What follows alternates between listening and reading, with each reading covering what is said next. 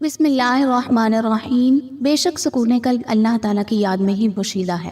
ناظرین کرام، آج میں آپ کو بتاؤں گی کہ اگر کسی پر جادو یا عصیب ہو جائے تو اس کی علامات کیا ہیں اور اس سے چھٹکارے کا 90 طریقہ کیا ہے۔ نمبر 1، جاگنے کے بعد جسم کا درد کرنا، بہت زیادہ تھکاوٹ محسوس ہونا۔ نمبر 2، طبیعت میں چڑچڑاپن آ جانا اور تنہائی پسند ہونا۔ نمبر 3، ہر وقت یہ محسوس کرنا کہ کوئی آپ کو دیکھ رہا ہے، کوئی ساتھ ہے۔ نمبر 4، دماغ کا معاف ہو جانا، سوچنے سمجھنے کی صلاحیت ختم ہو جانا اور غیر ارادی حرکات کا سرزد ہونا۔ نمبر 5، ایسا محسوس کرنا کہ یہ کام کوئی زبردستی کروا رہا ہے یا کہلوا رہا ہے۔ نمبر 6، گھر والوں، بیوی بچوں، بہن بھائیوں سے نفرت محسوس کرنا۔ نمبر 7، عورتوں کے بال جھڑنا، جسم میں کٹ لگنا، خون کی چھینٹیں گرنا، بالوں اور کپڑوں کا کٹنا، آنکھوں کے آگے دھاگے، بال اور سانپ وغیرہ نظر آنا۔ نمبر 8، آنکھوں میں تیز چمک کا پیدا ہونا، سانس لینے میں تنگی ہونا، دل کی دھڑکن تیز ہونا۔ نمبر 9، چھوٹی چھوٹی باتوں پر شدید غصہ آنا اور غلطی اپنی بھی ہو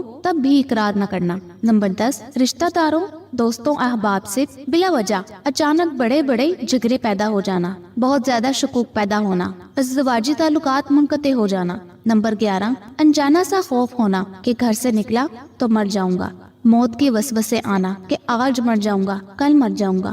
نمبر 12، سر، سینے، کمر کے نچلے حصے یا کندھوں میں دباؤ، بوجھ اور درد محسوس ہونا، جسم کے کسی ایک حصے میں عموماً سر یا معدے میں مستقل درد رہنا اور دوائی سے افاقہ نہ ہونا، متلی ہونا یا قے آنے کا احساس ہونا لیکن نہ آنا، پاؤں کی ایڑیوں اور پنڈلیوں میں درد رہنا۔ نمبر 13، سستی کا عادی ہو جانا، بکثرت جمائی آنا، بہت زیادہ بھولنا اور باکثرت نیند آنا۔ نمبر 14، نماز، قرآن اور اذان وغیرہ سے تنگی محسوس کرنا اور دین کے بارے میں کفریہ خیالات کا آنا، مسجد جانے سے گھبرانا، دل کا تنگ پڑنا۔ نمبر 15، بیت الخلاء میں دیر تک ٹھہرنا اور گناہوں کی جانب شدت سے لپکنا۔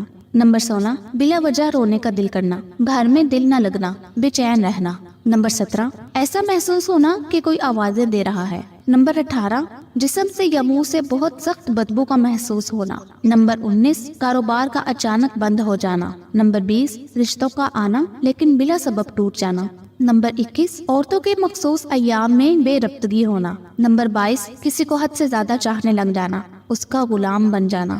نمبر 23، شادی کے برسوں بعد بھی حمل نہ ٹھہرنا یا حمل گر جانا۔ نمبر 24، بے تکی باتیں کرنا، ٹکٹکی باندھ کر ترچھی نگاہ سے دیکھنا۔ نمبر 25، مایوسی اور ڈپریشن کا شکار ہونا۔ ناظرین کرام، اب آپ کو بتایا جائے گا کہ ہر قسم کے جادو کا کیا علاج ہے۔ سب سے بنیادی بات کہ اللہ تعالیٰ کی ذات اور ان کی صفات پر کامل ایمان اور یقین ہو، اللہ کی ذات پر مکمل بھروسہ ہو تو قوت ایمانی سے ہی انشاءاللہ بہت سی شیطانی قوتیں اور نفسیاتی حملے پسپا ہو جاتے ہیں۔ نمبر 2، 5 وقتہ نمازوں کی پابندی، جو در حقیقت خالق و مالک سے تعلق مضبوط کرنے کا ذریعہ ہے، اور جب بندے کا تعلق اللہ سے مضبوط ہوتا ہے تو شیطان کا بس اس پر نہیں چلتا۔ نمبر 3، ہر وقت پاکی کا اہتمام کرنا، باوضو رہنا اور تلاوت قرآن کریم کی کثرت، نیز ذکر کی پابندی۔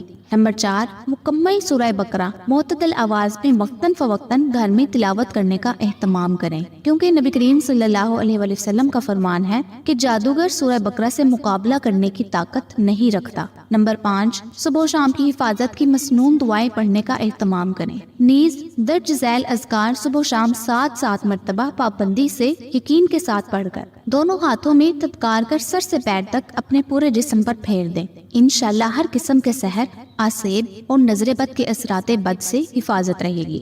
وہ اذکار یہ ہیں: سورہ فاتحہ، آیت الکرسی، سورہ علم نشرہ، سورہ کافرون، سورہ اخلاص، سورہ فلق، سورہ ناس اور درود شریف۔ نمبر 6، ایک روایت میں ہے کہ حضرت کعب احبار رحمۃ اللہ علیہ، جو پہلے یہود کے بڑے علماء میں سے تھے، پھر حضرت عمر رضی اللہ تعالیٰ عنہ کے دور میں مسلمان ہو گئے تھے، انہوں نے بیان کیا کہ اگر میں یہ چند کلمات نہ پڑھا کرتا تو یہود جادو سے مجھے گدھا بنا دیتے۔ وہ الفاظ یہ: اعوذ بوجہ اللہ العظیم الذی لیس شیء اعظم منہ وبکلمات اللہ التامات اللتی لا یجاوزہن بر ولا فاجر وباسماء اللہ الحسنى کلھا ما علمت منہا وما لم اعلم من شر ما خلق وزرع وبرأ۔